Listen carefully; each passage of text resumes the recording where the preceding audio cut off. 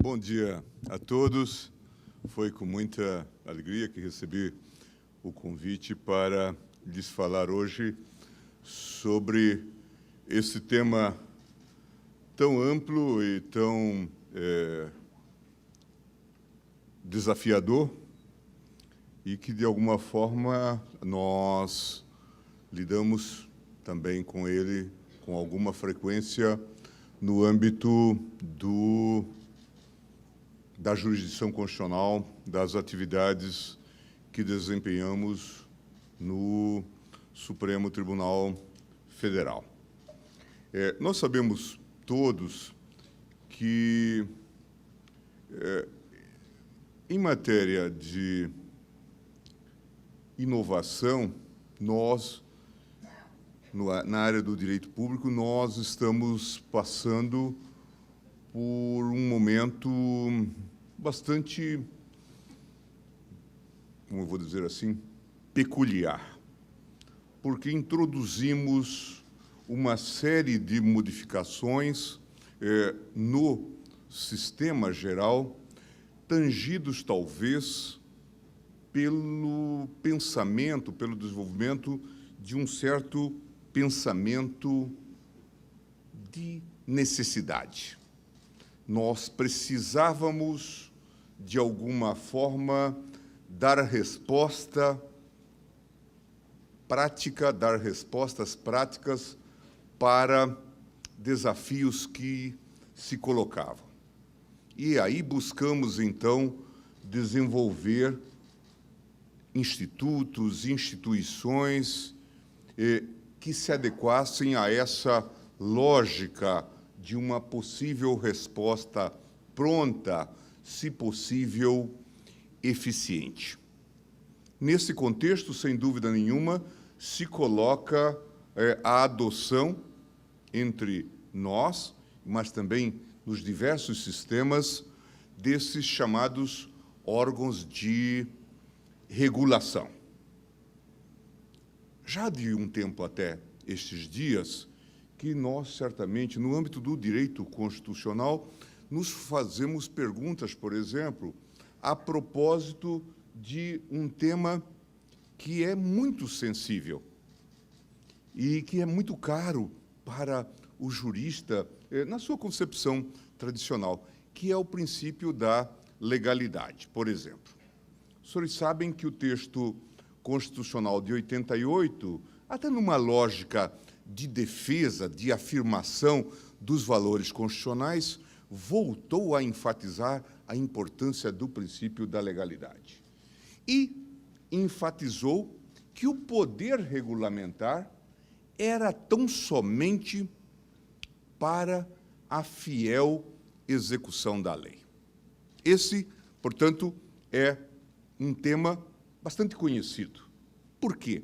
Porque no passado, especialmente sob o regime anterior, notoriamente abusou-se do chamado poder regulamentar, inclusive com as chamadas cláusulas delegatórias. Por isso, veio a célebre cláusula, salvo engano, artigo 25 do ADCT, que dizia o seguinte: as delegações feitas terão que ser prorrogadas por lei.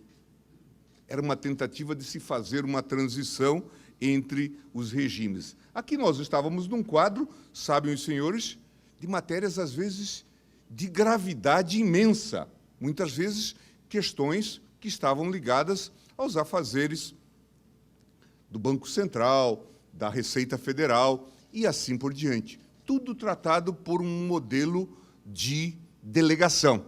Então, veio o texto de 88 e pôs cobro a essa situação. Mas eu não preciso exagerar para lhes dizer que é muito provável que já no dia 6 de outubro, se não 7 de outubro, se não 8 de outubro, já saiu a primeira lei com cláusula delegatória, violando exatamente aquilo que o texto constitucional, no artigo 84, preconizava. Por quê? Porque isso, de alguma forma, se introjetara na cultura nacional. E a gente passou a ter, vamos dizer assim, um duplo parâmetro. O parâmetro constitucional formal ortodoxo e o parâmetro cultural. Contra a legem, nesse caso, contra a Constituição. Contra a Constituição, né? Vejam, os senhores, então, o drama. E são poucos, apesar dessa violação ser sistêmica, não são muitos os casos de afirmação, de questionamento forte destes casos de violação. E no Supremo, em função, inclusive, da massa de processos que todos conhecem, hoje bastante significativamente reduzida, graças à atuação desse novo sistema de repercussão geral e súmula vinculante, havia sempre uma fórmula de escape para esse tipo de debate, que é a discussão não tem alçada constitucional, ou antes pressupõe um debate sobre uma temática infralegal. Tudo isso, ou a miserável discussão sobre a inconstitucionalidade reflexa. Não é? Portanto, saídas para não examinar esse tema, que é de gravidade fundamental num sistema constitucional que se lastreia, que se baseia no princípio da legalidade. Quando a gente fala em princípio da legalidade, obviamente, nós não estamos aí apenas consagrando o fetiche da lei. Não se trata de dizer, é melhor porque foi votada pelo Congresso Nacional. É que há um elemento que a gente pressupõe, e que por isso a gente nem explicita, de legitimação democrática nessa decisão. É que a lei foi votada por alguém que tem legitimidade para fazê-lo, que passou pelo teste das urnas, que é suscetível a esse debate, que tem que prestar contas. Por isso é que se enfatiza, não se trata apenas de um formalismo ou até um fetichismo, mas o fato é que nós caminhamos, então, para, digamos, esse toque de realismo em razão das dificuldades. É verdade, no passado, seguindo as pegadas do direito americano, da jurisprudência americana, o próprio Supremo entendeu que, entre nós, não se aceitava o puro regulamento delegado ou de delegação, mas que aquele regulamento autorizado poder-se-ia desenvolver à luz de uma jurisprudência construtiva. Essa era a concepção do Supremo Tribunal Federal, foi adotada, acho que já sob a Constituição de 1891 e depois sob a Constituição de 1946. E talvez pudesse ser defendida aqui, já tivemos discussões a propósito sob a Constituição de 88. Mas o fato é que, se os senhores olharem os textos legais que fazem as delegações, elas são claras cláusulas de delegação, e aí incide na vedação expressa existente no texto constitucional. Mas razões de índole prática têm permitido algum tipo de legitimação dessas normas, que talvez se revele até no grau baixo, no índice baixo de impugnação. Claro, o debate político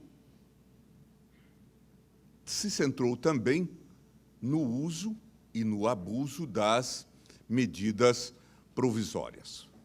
Parte das intervenções em medidas provisórias do governo era justificada pela exigência de legalidade. Para tudo precisa de lei, então vamos lançar mão das medidas provisórias. Criou-se no ambiente político e no ambiente jurídico, na comunidade jurídica, uma forte rejeição às medidas provisórias, muitas impugnações no Supremo Tribunal Federal, discussões, questionamentos sobre a urgência e relevância, e chegou-se, então, a uma reforma do modelo na célebre Emenda 32. Hoje também já suscetível de reforma, já há discussões a propósito do assunto. Mas resolveu-se um problema que era sério, que era a reedição continuada das medidas provisórias. E para reduzir as medidas provisórias, estabeleceu-se, de um lado, uma limitação material. Não pode legislar sobre processo civil, sobre processo penal, sobre lei complementar, coisas que o Supremo já vinha construindo. E também se colocou lá que algumas matérias ficavam dispensadas da exigência de lei. Fusão, reorganização administrativa, extinção de cargos públicos, em suma, medidas assim para dispensar a intervenção legislativa formal. Então, esse foi um passo dado no sentido de modificar e talvez vitalizar parcialmente esse chamado, vamos chamar assim, decreto ou poder regulamentar restritamente autônomo.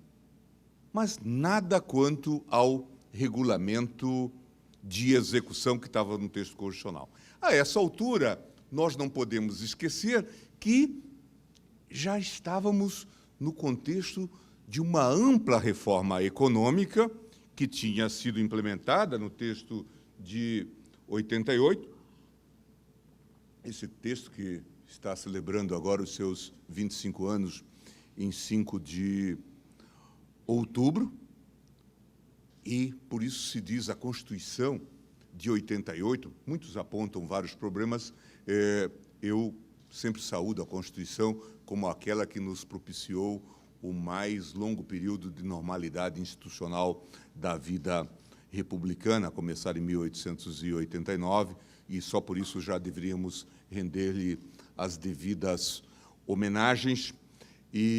Mas esse texto é muito criticado, e alguém já disse que um dos seus problemas é que ele é de 88. Se fosse de 89, já teria um outro perfil, não é? Por conta dos ares liberais que passaram a varrer a partir da queda do Muro de Berlim. Então, foi realizada uma ampla reforma econômica, como sabem os senhores, não é? Estabelecendo modelos, rompendo com monopólios estatais, as privatizações, não é? Permitindo as privatizações e introduzindo os tais órgãos reguladores. Em muitos casos, houve expressa previsão no texto constitucional, em outros, não. E aí é que vem um problema sério. Se nós examinarmos hoje a legislação que baliza os órgãos reguladores, nós vamos encontrar, sem dúvida nenhuma, problemas concernentes a essa questão do poder regulamentar, que exige algum posicionamento, vai exigir algum posicionamento, a meu ver, do próprio legislador constituinte. Porque nós vamos encontrar casos mais ou menos óbvios em que o órgão regulador apenas está disciplinando, regulando atividades dentro dos marcos legais. Não é muito difícil dizer que, neste caso, ele está cumprindo uma função que, no artigo 84, se diz que seria do Poder Executivo, mas que, de alguma forma, tem uma autorização constitucional. Mas nós vamos encontrar também casos em que a lei baliza a atividade reguladora. E aí vai se dizer, talvez estejamos diante de um claro regulamento autorizado, as balizas foram pré-fixadas pelo legislador. Mas nós vamos encontrar também casos em que a lei genericamente dá um poder ao órgão regulador e o mais faz ele, num autêntico poder delegado.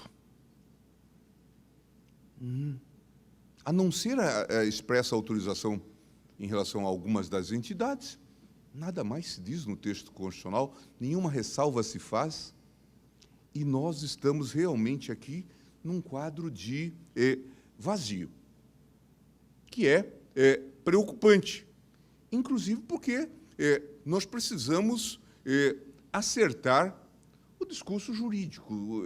Quando falamos já do poder regulamentar do Executivo, de que se trata? De fato, é um regulamento de execução puramente ou estamos falando de outra coisa?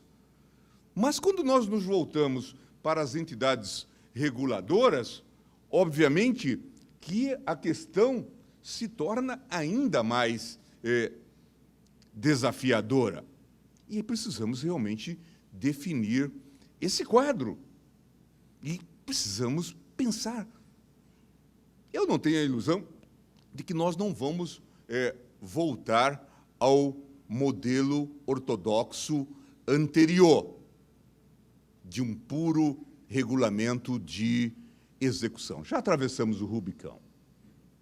Já demos passos em outros sentidos. Então, não acredito que vá haver mudança. Então, precisamos de algum esforço de legitimação para dizer o que é possível nesses casos. Mas nós não podemos dizer, num texto constitucional que claramente veda a delegação, que a legitimação, que a delegação é legítima, fingindo que o texto constitucional não existe.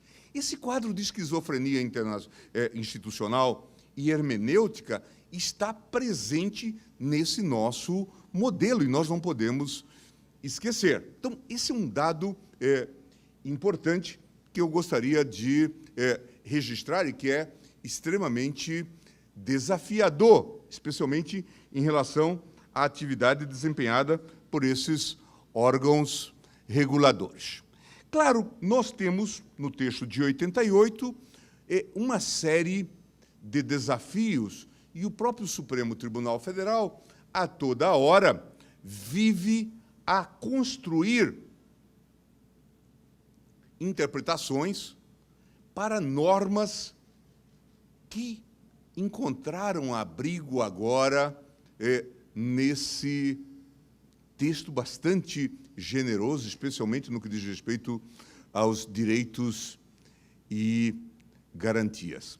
Eu me lembrava esses dias, numa palestra com os alunos, de uma história que me foi contada pelo caríssimo amigo, vice-presidente da República e presidente do Senado, da Câmara Parlamentar Exemplar, Marco Maciel. Ele disse que vivenciava a realidade do processo constituinte quando, em algum momento, foi chamado para ir ao Ministério da Justiça. Havia uma emergência, uma conversa que precisava ser entabulada, e ele desceu ali à chapelaria do Congresso e teve que buscar o seu motorista, que lá não estava. Então, preferiu logo tomar um táxi para ir até o Ministério da Justiça. Sabem os senhores que é uma viagem curtíssima. E o motorista de táxi se viu numa situação também bastante privilegiada naquele momento, de poder falar com um líder no processo constituinte, e também não perdeu um pouco, não teve nenhum cuidado, nenhuma modéstia. Disse logo assim: senador, essa Constituição está toda errada. E, claro, o senador ficou muito interessado, não é, nessa informação. Claro, vinha de uma pessoa que vivenciava aquela realidade e que acompanhava os movimentos no Congresso Nacional, sabendo as pessoas que entravam e saíam, né, os grupos de interesse que se movimentavam e tudo. E ele disse: todo dia, disse o motorista, eu vejo pessoas chegando aqui pela manhã e dizendo que vieram postular determinado tipo de proteção ou de garantia no texto constitucional. E, no final da tarde, eles saem dizendo que as lideranças foram extremamente receptivas, generosas, e que tudo o que eles queriam foi conseguido. Senador, essa Constituição está tratando do índio, do garimpeiro, do seringueiro, mas ainda não tratou do taxista. Claro, isso explica um pouco o texto de 88 na sua formação. Em matéria de direitos e garantias, os senhores vão ver que há até hoje confusões e controvérsias. Quando eu estudava direito, um dos grandes desafios nossos, eu continuo estudando, desculpe-me, mas quando eu estudava como estudante, um dos grandes desafios nossos era decifrar o significado do parágrafo 36 do artigo 153, aquela cláusula da não exclusão de outros direitos, que agora ganhou formato novo no parágrafo 2º do artigo 5º. E, claro, apareciam... eram poucos os autores que ousavam. Isso era um tema, na verdade, para quem lia alemão. Não era o Pontes de Miranda, gente assim que podia lidar com essa cláusula, né? E esses direitos implícitos. Há pouco tempo eu prefaciei uma obra do meu querido professor, notável professor baiano, Josafá Marinho, que escreveu, com base nessa cláusula, um texto que foi de livre docência, lá na Universidade da Bahia, recentemente foi republicado, chamado O Direito de Revolução, numa linha de um direito de resistência. Mas eu me lembro, então, que quase todos os autores apontavam que, nessa cláusula do parágrafo 36 do artigo 153, estava o devido processo legal. Praticamente se dizia isso. E aí buscava-se introduzir o contraditório e a ampla defesa, o juiz natural, a proibição da prova ilícita, todos esses elementos desse modelo, não é? Isso se dizia facilmente com base no parágrafo 36. Tem um acórdão lindo do Supremo Tribunal Federal,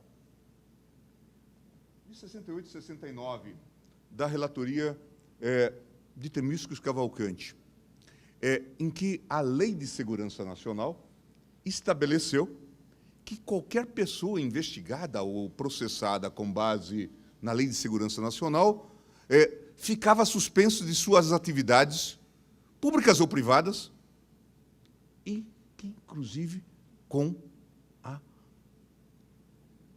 suspensão do salário. E Temístocles Cavalcante disse: essa norma é um habeas corpus, é um absurdo.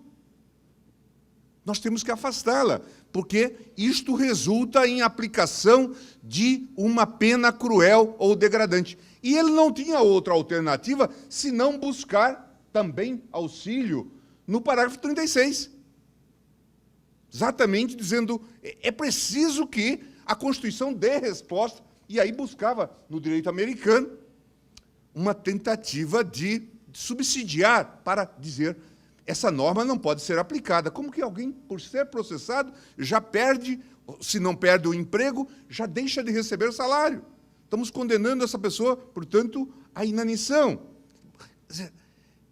Tangido ele também por um tipo de pensamento de possibilidade e de necessidade, buscava uma saída para um caso grave, né, com base nesse parágrafo 36. Mas aí vem a Constituição de 88. E o que acontece? E aí o que acontece? Acontece um fenômeno curioso, porque o texto foi tão generoso no reconhecimento de direitos que especificou uma série de direitos que todos vindicavam. Alguns que até compunham aquele amálgama do devido processo legal. Mas o texto de 88, sabem os senhores, também clausulou, positivou a própria proteção do devido processo legal. Tanto é que um autor notável da Academia Paulista, Rogério Laurea Tucci, numa tese de livre-docência, escreveu que havia uma impropriedade no texto constitucional, porque, de alguma forma, pelo menos no que diz respeito às chamadas garantias processuais ou procedimentais, haveria uma tautologia. devido processo legal e contraditória e ampla defesa. Devido processo legal e prova ilícita, o juiz natural. Em suma, a rigor, o âmbito de proteção da ideia do devido processo legal agora foi autonomizado e positivado autonomamente no texto de 88. Então, ele disse, talvez aqui haja uma tautologia. E, de fato, a gente, muitas vezes, se vê às voltas com alguma dificuldade, que não é tão excessiva assim, porque, claro, podemos fazer as escolhas. Muitos falam apenas no contraditório na ampla defesa, outros invocam enfaticamente, se os senhores olharem, por exemplo, trabalho desse magnífico juiz do Supremo Tribunal Federal, nosso decano, ministro Celso de Mello, os senhores vão ver que não só se enfatiza a garantia específica, mas também a garantia genérica do devido processo legal. E não só se enfatiza dizendo que uma dada situação está protegida com esse duplo modelo de proteção, como Celso, sabem os senhores, inclusive, grifa as palavras, né, ressaltando, então, a importância desse tema. Mas é muito curioso que, já nos anos 70, nós tateávamos com o desenvolvimento da ideia de razoabilidade e proporcionalidade. Isso aparece aqui ou acolá no nosso sistema. Aparece em acórdão de Orozimbo Nonato, nos anos 50, antes, portanto, dizendo que havia limites ao poder de tributar, que ele não podia chegar ao poder de destruir, não é? Seguindo as pegadas do direito americano. Aparece nesse acórdão a que me referi de Temístocles Cavalcanti, da relatoria de Temístocles Cavalcanti, a propósito da Lei de Segurança Nacional, aparece num debate sobre liberdade de profissão de corretor, se ela deveria ser regulada ou não por lei, acórdão da relatoria do ministro Rodrigues Alckmin, e aparece depois, de forma mais organizada ainda, num debate propiciado por uma lei do Rio de Janeiro que regulava taxas judiciais, custas e emolumentos, sem que houvesse limite calcado no valor da causa, sem limite. Veio, então, Moreira Alves, relator dessa representação, salvo engano, 1077, e disse que era preciso seguir a ideia de proporcionalidade ou de razoabilidade. Então, esse princípio passa, de alguma forma, a ser aplicado entre nós. Alckmin chegou a invocar, inclusive, doutrina estrangeira, invocando o chamado devido processo legal substantivo ou substancial do direito americano. E assim fomos construindo esse pensamento. Vem a questão agora sobre 88, continuamos a aplicar a ideia de proporcionalidade. Sabem os senhores que toda semana, hoje é terça-feira, é dia de sessão nas turmas do Supremo Tribunal Federal, toda semana o tribunal decide questões várias de direito penal. Dentre elas, com algum destaque, o tema ligado ao chamado princípio da insignificância. É o caso do furto do bambolê, do chinelo, da fita de vídeo, da sabonete, lata de leite moça e coisa assim. Que, às vezes, para surpresa de todos, resulta, no Brasil, não só em processo, mas até em prisão, por conta desse sistema em que o sujeito é preso, comunica-se o flagrante ao juiz, e o juiz, muitas vezes, burocraticamente, cartorialmente, transforma a prisão em flagrante em prisão preventiva. Então, muitos desses casos acabam sendo decididos no Supremo Tribunal Federal. Ora, o princípio da insignificância, a rigor, é exatamente uma aplicação especializada da ideia de proporcionalidade, que, segundo a doutrina, afeta, inclusive, a própria tipicidade.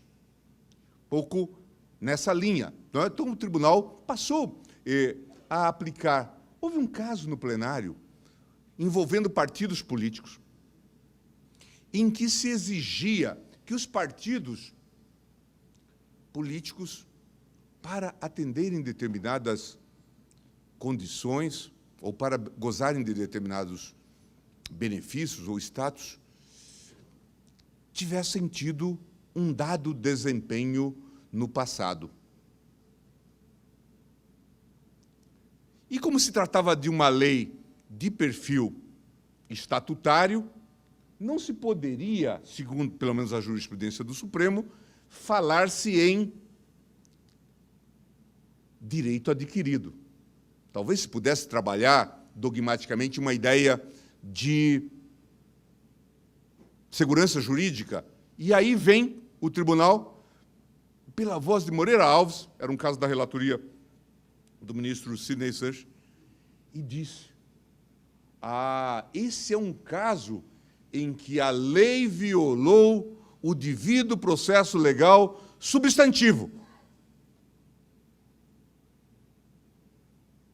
E faz uma coisa interessantíssima do ponto de vista teórico e dogmático, porque, nesse acórdão, fica claro que a chamada cláusula do devido processo legal, entre nós, essa constante do texto constitucional, passa também a expressar, a exprimir, a albergar a ideia do devido processo legal substantivo ou o princípio da proporcionalidade. Certamente os senhores, como profissionais da advocacia, muitos dos senhores, já se depararam com uma dificuldade que não é pequena, de índole prática, mas que não é pequena, que é de, muitas vezes, fundamentar a violação ao princípio da proporcionalidade no texto constitucional. Com esse acórdão, o tribunal resolveu esse importante problema, porque passou a dizer que,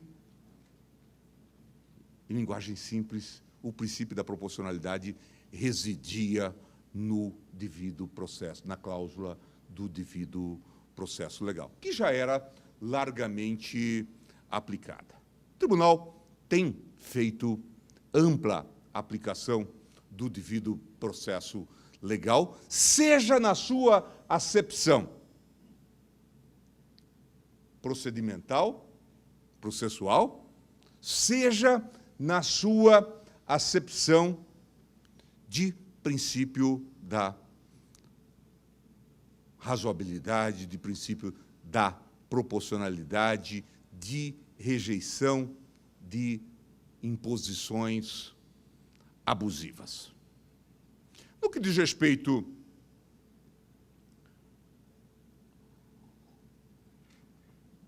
ao devido processo legal processual, é ampla a construção do tribunal a propósito do direito de defesa, do contraditório nos procedimentos administrativos. De forma geral, valendo aqui tanto para procedimentos de caráter disciplinar, como também para procedimentos de outra índole, envolvendo, inclusive, a eventual anulação de atos administrativos ou a sua revogação. Foi uma construção bastante acidentada e longa, mas o tribunal chegou à conclusão, finalmente, e inclusive em relação a decisões do Tribunal de Contas da União, de que o princípio do contraditório e da ampla defesa haveria de ter aplicação aos casos de anulação de pensões ou aposentadoria, e pacificou essa orientação de forma bastante clara, ressaltando que, não raras vezes, havia demora, sim, por parte do Tribunal de Contas da União no registro de aposentadorias ou pensões. Nesse caso, dizia-se, trata-se de ato complexo e haverá, então, é dispensável, não se cuida aqui de contraditório ou de ampla defesa. Mas, posteriormente, numa linha de valorização da própria ideia de segurança jurídica, o tribunal avançou para dizer também que, decorridos 5 anos da submissão da proposta de registro ao TCU, era necessário, para que não houvesse o registro, ou alguma modificação na proposta de registro da aposentadoria ou pensão, que se observasse o contraditório e a ampla defesa. Vejo, senhores, portanto, o refinamento porque tem passado a jurisprudência do tribunal a propósito do devido processo legal de característica processual. Também o tribunal tem enfatizado que aplica-se aqui, em relação, inclusive, ao processo administrativo, de forma ampla, a ideia de contraditório e a ampla defesa, o processo administrativo de caráter sancionatório ou disciplinar. E, nessa linha, é clássica, ainda hoje, a jurisprudência do tribunal, a propósito do repúdio às penas de caráter perpétuo, extraindo do texto constitucional, que veda a prisão perpétua, a ideia de que há, sim, filosoficamente, no texto constitucional, uma decisão em favor do repúdio às penas de caráter perpétuo. São avanços que se fizeram nesse contexto e que são dignos de destaque. Como eu já tive oportunidade de realçar, o tribunal tem lidado a toda hora com o tema da proporcionalidade. Essa feição do chamado devido processo legal substantivo. E, não raras vezes, discute a justeza de determinadas sanções. Isto faz-se, não raras vezes, no próprio processo penal, e aqui, claro, temos uma aplicação específica desse tema, aí, hoje muito popularizado, a partir desse julgamento do mensalão, a fórmula da dosimetria. Esses dias, num restaurante, um garçom me perguntou sobre o caráter adequado ou não da dosimetria que o tribunal estava aplicando, né? E por conta das incongruências, o senhor vê que o tema vai se popularizando, né? Daqui a pouco vamos estar discutindo com os taxistas e garçons, e jornaleiros, jornalistas, os temas ligados aí à proporcionalidade, ao devido processo legal substantivo. Então, aqui também é um tema bastante sensível, não é? E que, às vezes, pode dar ensejo a uma análise muito mais aprofundada a propósito dessa temática. Claro, haverá sempre uma discussão que aparece na jurisprudência do Supremo e também de outros tribunais sobre a possibilidade de fazer uma reavaliação, entrar no âmbito da discricionariedade, analisar o mérito da sanção, mas a gente vai encontrar alguns exemplos no sentido de dizer que uma sanção que se aplica sem respeito à ideia de proporcionalidade revela-se claramente ilegal. Por quê? Porque o grande passo que nós demos nesses anos todos tem o seguinte significado, ou pode ser assim resumido. No plano da lei, a rigor, não existe uma reserva legal constitucional que não passe pelo teste da proporcionalidade.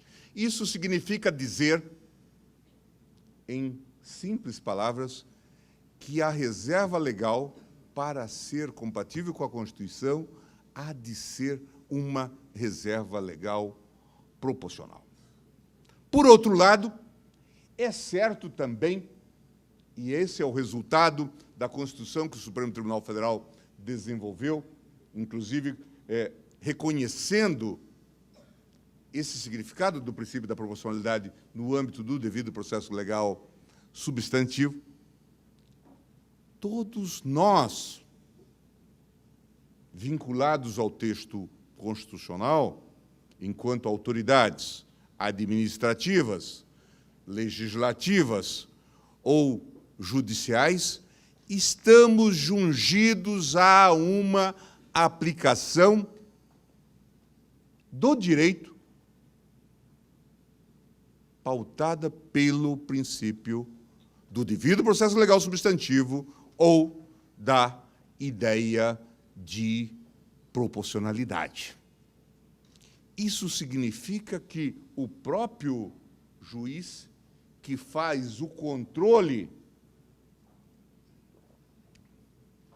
de legitimidade dos atos há de levar em conta, inclusive dos atos administrativos, há de levar em conta, no seu âmbito de atuação, a aplicação, uma vez que resulta do texto constitucional que ele está vinculado à Constituição e aos direitos fundamentais, inclusive pela cláusula de imediatidade de aplicação dos direitos fundamentais, há de levar em conta a aplicação do princípio da proporcionalidade. De modo que, do ponto de vista de estrutura constitucional, eu não tenho nenhuma dificuldade em explicitar aos senhores que, nesses 25 anos, claro que não somente nesses 25 anos, como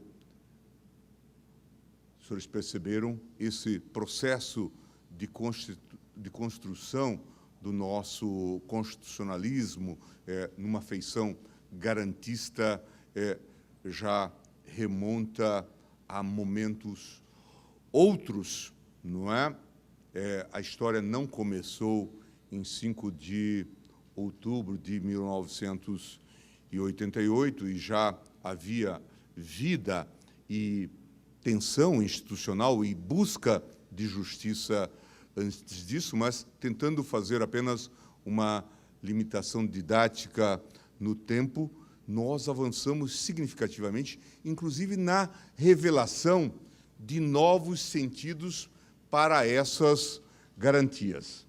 Certamente os senhores teriam questionamentos e apontariam aqui ou acolá de sintonias na prática administrativa ou até mesmo na elaboração legislativa. Eu sei que há questionamentos, inclusive matérias submetidas à apreciação do Supremo Tribunal Federal em sede de ação direta de inconstitucionalidade, ou ainda apontariam, talvez, de sintonias na própria jurisprudência. Mas estou certo que, pelo menos em linhas gerais, essa é a orientação que dimana do sistema jurídico constitucional e que, de alguma forma, baliza a própria jurisprudência do Supremo Tribunal Federal. Eu encerro lembrando aos senhores que, a rigor, e isso é um pouco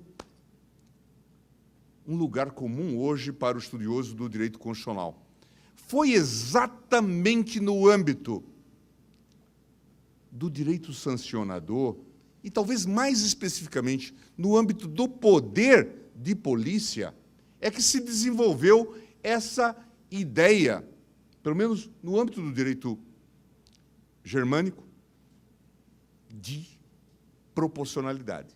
E aqui, claro, ele tem uma aplicação fortemente justificada na própria tradição histórica. Bem, já creio que chegou o limite do meu tempo. Eu agradeço mais uma vez a oportunidade dos senhores, a delicadeza do convite, e nós continuamos conversando, dialogando. Muito obrigado.